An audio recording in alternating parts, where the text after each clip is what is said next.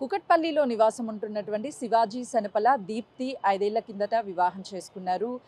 3 సంవత్సరాల క్రితము వాళ్ళిద్దరూ కూడా దూరంగా ఉన్నారు పాప పుట్టిన తర్వాత. ఎందుకు శివాజీ శనపల, దీప్తి దూరంగా ఉన్నారన్న విషయాల్ని ప్రస్తుతం దీప్తి మనతో పాటు ఉన్నారు. ఈరోజు దీప్తి అదేవిధంగా శివాజీ శనపల నివాసం ఉంటున్నటువంటి ఇంట్లోనే శివాజీ శనపల వేరొక అమ్మాయితో రెడీ హ్యాండెడ్‌గా దొరికాడు. వీళ్ళిద్దరి మధ్య అసలు గొడవలేంటి అని అడిగి తెలుసుకుందాం. చెప్పండి, ఎన్ని సంవత్సరాల నుంచి మీరు దూరం ఉంటున్నారు? 3 ఇయర్స్ అయిందండి. 3 ఇయర్స్ నుంచి దూరం ఉంటున్నాం. యాక్చువల్‌గా పెళ్ళి 2019లో అయింది. పెళ్ళైన తర్వాత నేను 2021లో కన్సీవ్ అయ్యానండి. కన్సీవ్ అయిన తర్వాత శ్రీమంతం చేశారు. శ్రీమంతం చేసి మా అమ్మ నన్ను తీసుకెళ్లారండి ఇంటికి. ఆ తర్వాత పాప 2022లో పుట్టింది. పుట్టిన తర్వాత ఇంకా మా ఆయన 1 మంత్‌లోనే రమ్మన్నారండి. నాకు కొంచెం హెల్త్ పరంగా బాలేకపోవడం వల్ల నేను ఒక 6 మంత్స్ ఆగి వస్తాను అని చెప్పానండి.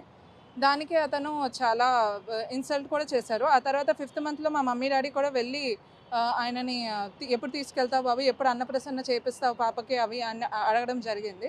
అయితే ఆయన ఎడాపెడా ఇన్సల్ట్ చేసి ఆయన్ని పంపించేసాం. మీరు ఇంటి నుంచి వెళ్ళిపోండి అని చెప్పారు. ఆ తర్వాత ఎన్నో సార్లు మేము కాంటాక్ట్ అవ్వడానికి ట్రై చేసామండి. సో, రీజన్ అనేది ఏం లేదు.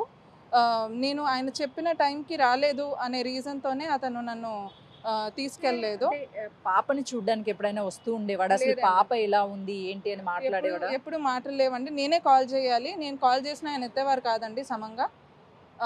అప్పుడప్పుడు ఎత్తి ఇంకా ఇన్నాళ్ళు లేనిది ఇంకెందుకు అన్నట్టు మాట్లాడేవారండి. నేను చాలా ట్రై చేశాను ఆయన ఇచ్చేయడానికి.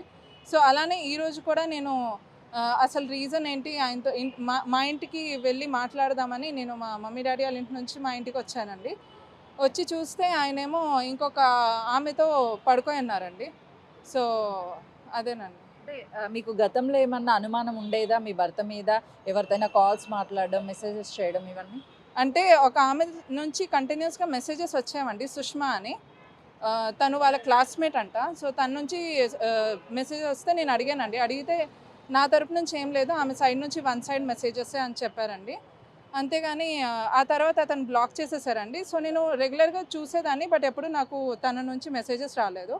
ఇంకా మేబీ నేను దీని నుంచి అంటే మా పాపతో మా అమ్మ నాన్నతో ఉండడం వల్ల ఆ టైంలో వీళ్ళు కాంటాక్ట్‌లో మళ్ళీ వచ్చినట్టున్నారండి. సో, ఇప్పుడు తను 2 ఇయర్స్‌గా మా ఇంట్లో ఉంటుందండి. 2, 3 ఇయర్స్‌గా మా ఇంట్లోనే మా హస్బెండ్‌తో పాటు ఉంటుంది. అంటే ఎవరు కూడా మీరు మధ్యలో కాంటాక్ట్ అయ్యి అసలు ఎందుకు నన్ను దూరంగా పెట్టారు?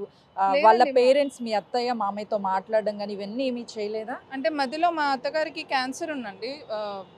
సర్వైకల్ క్యాన్సర్ సో, దానివల్ల ఆమె ట్రీట్మెంట్ జరుగుతున్న మధ్యలో మా పాపకి ఒక 1 ½ ఇయర్ ఆమె చనిపోయిందండి. ఆ తర్వాత ఇంకా మా మామయ్య గారు, మా మా మమ్మీ, డ్యాడీ అందరూ కూడా ట్రై చేశారండి. రెగ్యులర్‌గా కాంటాక్ట్ అవ్వడానికి వాళ్ళ సైడ్ రిలేటివ్స్ నుంచి కూడా ట్రై చేశాము. బట్ ఈయన అసలు ఒప్పుకునేవారు కాదండి. ఏమంటే ఇదొక్కటే రీజన్ చెప్పేవాళ్ళు. మా అమ్మ ఉన్నప్పుడు రాలేదు, ఇప్పుడెందుకు అని. బట్ యాక్చువల్‌గా వాళ్ళ అమ్మ ఉన్నప్పుడే అంటే మా పాప పుట్టాక కూడా ఇంకొక 1 ఇయర్ బ్రతికే ఉన్నారండి. సో, 5th మంత్‌లో కూడా మా అమ్మ, నాన్న వచ్చి తీసుకెళ్ళండి అని చెప్పడం జరిగింది. బట్ ఆయన అసలు రెస్పాండ్ అవ్వలేదు. నాకు ఇంట్రెస్ట్ లేదు అని చెప్పారు. సో, అదొక ఫేక్ రీజన్ చెప్పారు. బట్ యాక్చువల్‌గా అయితే ఆయన రీజన్ ఇది. ఆయనకి ఎఫ్ఐఆర్ ఉంది. సో, అందుకు. అంటే ఈ 3 సంవత్సరాల్లో ఎప్పుడూ మీరు మీ హస్బెండ్ దగ్గర ఇంటికి వచ్చి ఏం జరిగింది, ఏంటి అని తెలుసుకోవడం కానీ, లేకపోతే చుట్టుపక్కనటువంటి నేను ఉన్నటువంటి వాళ్ళు యాక్చువల్లీ గాని ట్రై చేసి చెప్పలేదా సుష్మాతో ఇట్లా ఉంటున్నారు అని? అంటే నాకు అదేనండి. నేను యాక్చువల్లీ రావటానికి ట్రై చేశాను. కాల్ చేసి వద్దామనే వచ్చాను. బట్ ఆయన నా కాల్ లిఫ్ట్ చేసేవారు కాదు. సో, ఒకసారి వచ్చాను కూడా అండి. అప్పుడు డోర్ లాకేసి ఉంది. సో, అలా ఇంకా ఎదురింటి వాళ్ళు ఇంకా వాచ్‌మ్యాన్ నంబర్ ఉంటే ఆయన కాల్ చేసి అడిగితే, అమ్మ ఒక 2 ఇయర్స్‌గా ఆయన వేరే అమ్మాయితో ఉంటున్నారు. మరి పెళ్లి చేసుకున్నారో లేదో తెలీదు. బట్ ఉంటున్నారు అని చెప్పారు. సో, ఇంక అలా తెలిసే మళ్ళీ ఒకసారి ఈరోజు వచ్చి చూద్దామని వచ్చానండి. బట్ నేనే షాక్ అయ్యాను. అంటే సుష్మా ఆల్రెడీ క్లాస్‌మేట్ అని చెప్తున్నారు. ఎప్పుడు తనని మీరు చూడలేదా? ఇప్పుడే ఫస్ట్ ఎప్పుడు టైమ్ చూసారా? చూడలేదు. ఎప్పుడు చూడలేదు. ఇదే ఫస్ట్ టైం. ఏం చెప్తుంది? తనతో ఏమన్నా మాట్లాడారా? మీరు ఎందుకు ఇలా చేశారు అని? తనేం చెప్పట్లేదండి. ఇంక సైలెంట్‌గా ఉంది. ఏం చెప్పట్లేదు. తను ఆల్రెడీ మ్యారీడా? లేదంటే సింగిలా? మ్యారేజ్ అయ్యి డివోర్స్ అయిపోయిందండి ఆమె. ఇక్కడొచ్చాకే ఆమె చెప్పింది. సో, అలా తెలిసింది. మ్యారేజ్ అయ్యి డివోర్స్ అయిపోయింది ఆమె. అంటే పాపకి ఈ వయసులో తండ్రి అనేది చాలా ఇంపార్టెంట్. ఈ టైంలో తను కనీసము నా పాప ఉంది, తన భవిష్యత్ ఏంటి అని చెప్పేసి ఆలోచించకుండా నేను ఇలా చేయడం అని ఏమన్నా అడిగారా తనతో? నేను అడిగానండి. నేను చాలా కన్విన్స్ చేయడానికి ట్రై చేశాను. సరే, నాది తప్పైపోయింది. ఓకే. నేను ఇక నుంచి కొత్త లైఫ్ స్టార్ట్ చేద్దాం. అట్‌లీస్ట్ పాపని చూడు. తను కంప్లీట్గా కాపీ అండి. మా పాప మా హస్బెండ్ కాపీ తను. అట్లీస్ట్ పాప ఫేస్ చూసి అయినా నువ్వు అర్థం చేసుకో, ఇప్పుడు పెద్దయ్యాక తన లైఫ్ ఎలా ఉంటుంది, ఫాదర్ అనే అతను చాలా ఇంపార్టెంట్ అని నేను చాలా కన్విన్స్ చేయడానికి ట్రై చేశాను. బట్ ఆయన ఆల్రెడీ ఒక ఎఫ్ఐఆర్లో ఉంటే ఇంకా మాట వినరు కదండి. అంటే పాపతో మాట్లాడించే ప్రయత్నం చేశారా? 3 ఇయర్స్ పాపతో తను అంటే ఎప్పుడు మాట్లాడలేదండి. ఆమెనే చాలా సార్లు దగ్గరికి వెళ్ళడానికి ట్రై చేశారు. అంటే మా పాపనే ఎప్పుడైనా అంటే ఎక్కడైనా కలిస్తే ఇంకా దగ్గరికి తీసుకెళ్ళాం. బట్ ఈయన ఎప్పుడూ రెస్పాండ్ అవ్వలేదు. మా పాపకు కూడా తెలీదండి ఇలా. వాళ్ళ ఫాదర్ అనే ఫిగరే తను యాక్చువల్‌గా తన లైఫ్‌లో చూడలేదు ఇప్పటివరకు. ఈ 3 ఇయర్స్‌లో తను ఎప్పుడు చూడలేదు. అంటే పాప అనగానే డాడీస్‌కి చాలా బాండింగ్ ఉంటుంది. ఎమోషనల్‌గా కనెక్ట్ అయ్యేది తల్లి కంటే కూడా తండ్రి అవుతారు. కానీ అలాంటి వ్యక్తి కనీసం పాపని ఇంతవరకు చూడకపోవడము, పాప తండ్రిని చూడకపోవడం చాలా బాధాకరం. ఏం చెప్తారు? ఏం చెప్తామండి ఇంకా తనేంటంటే మా ఫాదరు మా బ్రదర్‌లోనే తన ఫాదర్‌ని చూసుకుంది. అంటే డాడీ డాడీ అని ఇంకా రైమ్స్ చూసి వాళ్ళు ఇచ్చేస్తారు కదండీ. సో ఇంకా వాళ్ళనే అనుకుంది కానీ తనకి ఫాదర్ ఫిగర్ అంటే ఎవరు లేరు. నేను అందుకే చాలా కన్విన్స్ చేయడానికి ట్రై చేశానండి. ఆయన మొత్తం బ్లేమ్ నా మీదే వేశారు నేను టైంకి రాలేదని. బట్ ఈరోజు వెళ్తే తెలిసింది ఆయనకి వేరే అంటే ముందు నుంచి ఉన్న ఎఫ్ఐఆర్ కంటిన్యూ చేస్తున్నారు ఇప్పుడు అని అర్థమైంది. ఫాదర్ అంటే ఒక ఎమోషన్. ఎవరికైనా సరే ఆ బాండింగ్ అనేది చాలా ఉంటుంది. కానీ పాపకి ఫాదర్ గురించి తెలియదు అనంటే అసలు ఒకవైపు తన కూతుర్ని కూడా చూడకపోవడం ఏంటసలు ఇదంతా? ఏమోనండి ఇది దీన్ని ఏమనాలో మరి నాకు తెలీదు. అందుకే నా దగ్గర వర్డ్స్ లేవండి. నేనే షాక్‌లో ఉన్నాను యాక్చువల్లీ. నేను ఇది ఎక్స్‌పెక్ట్ చేయలేదు అసలు. ఎంతమంది చెప్పినా గానీ లేదు ఇలా అయ్యుండదు అని బట్ ఈరోజు నేను ఇన్ పర్సన్ చూసాక నాకు అర్థమైంది ఇలా ఉందని. సో నా కనీసం పుట్టినప్పుడైనా ఆ పాపని ఆ చేతులతో ఎత్తుకొని ఉంటాడు. తన డెలివరీ రూపాన్ని తను చూసుకొని ఉంటాడు. సో, ఆ ఎమోషన్ కానీ అవేమి తనకు గుర్తుకు రావడం లేదా? మరి లేవండి. ఆయన్నే అడగాలి. ఆయన్నే అడిగితే బెటర్ ఏమో. దానికి వచ్చారా? ఇక్కడికొచ్చారా? ఉన్నారండి. లోపల ఉన్నారు. ఇప్పుడు ఏం చెప్తున్నారు? అంటే మీతో కలిసి ఉంటాను, పాపని తీసుకొచ్చుకుంటానని చెప్తున్నాడా? అసలు అవసరం లేదా? లేదండి. ఆయనకి అవసరం లేదనే చెప్తున్నారు. అంటే ఈ అంటే రిలేషన్‌ని ఇప్పుడు మీరెలా నేను ఇంకా చూస్తారు? కన్విన్స్ చేయడానికి ట్రై చేయలేదండి. ఎందుకంటే ఒక పర్సన్ ఒకరితో రిలేషన్‌లో ఉన్న తర్వాత ఆయన మళ్ళీ మన దగ్గర వస్తారనేది I don't believe in that. ఎందుకంటే చాలా చూస్తున్నాం. సో నేను ఆ ట్రై కూడా చేయలేదు. అండ్ ఇట్స్ జస్ట్ దట్ నాకు న్యాయం జరగాలి. ఇంత అన్యాయం అయింది. నేను ఒక పాపని కన్నాను. తనకి ఫాదర్ ఫిగర్ లేరు. నాకు ఒక సెక్యూరిటీ అనుకున్నాను. అది నాకు లేదు. ఇప్పుడు నా పేరెంట్సే నాకంతా తప్ప హస్బెండ్ అనేది లేదు. నా ఓన్ ఫ్యామిలీ అనడానికి నాకు లేదు.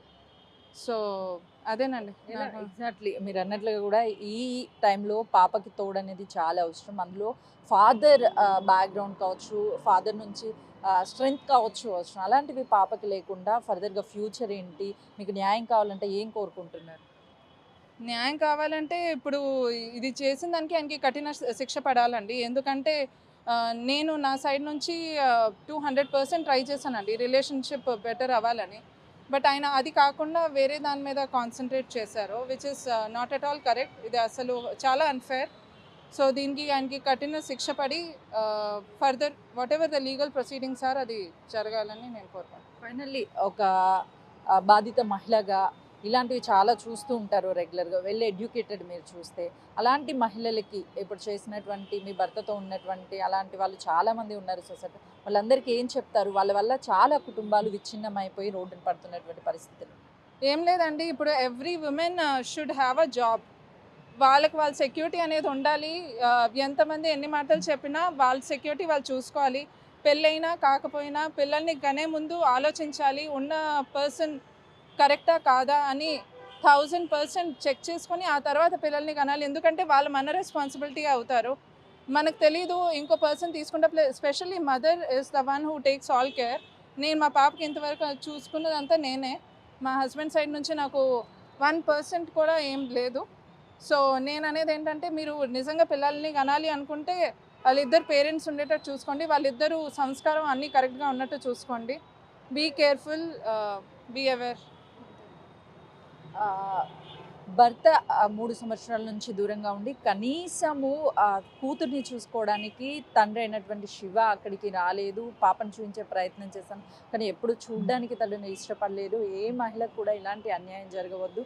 చాలా వరకు నేను తనతో కలిసి ఉండడానికి ప్రయత్నాలు చేస్తూ తనతో మాట్లాడడానికి కూడా ట్రై చేస్తున్నా. కానీ తను నాకు వద్దు అనని ఒక చిన్న రీజను, డెలివరీ కోసం ఇంటికి వెళ్ళాను. 6 మంత్స్ తర్వాత వస్తాను అనని చెప్పాను. కానీ అప్పటి వరకు రాకపోవడంతోనే ఇదంతా కూడా నా వైపు తప్పు చూయించే ప్రయత్నం చేసి వేరే మహిళతో, తన క్లాస్‌మేట్ అయినటువంటి అమ్మాయితో రిలేషన్ ఉన్నాడు. మాకు న్యాయం జరగాలి. మరొక మహిళకి ఇలాంటి అన్యాయం జరగవద్దు అని చెప్పేసి దీప్తి కోరుకుంటుంది.